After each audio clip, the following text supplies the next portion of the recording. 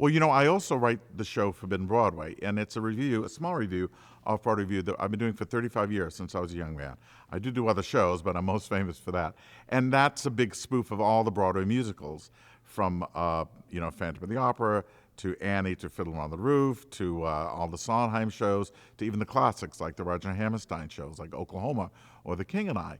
So I'd been doing Forbidden Broadway for years, and it was a review where we would go from song to song, like a blackout review. We do spoof one number, hopefully very funny, make you laugh, blackout, do the next number.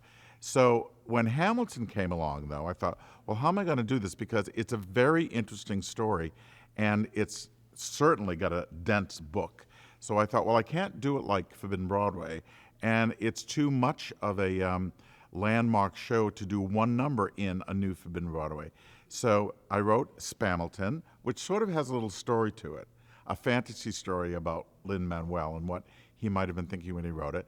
So it has a story, but I didn't want to go too far away from the Forbidden Broadway milieu, so I put Forbidden Broadway elements into Spamilton, into Hamilton. So Lin-Manuel, the creator of Hamilton, is like going to see all these shows. He goes to see mashups like The Lion King and I, or he meets stars like Liza Minnelli. So, and there's a couple of surprises in there too. So rather than thinking of this show as Forbidden Broadway with a Hamilton spoof number in it, think of it as a spoof of Hamilton with a little Forbidden Broadway sprinkled in it.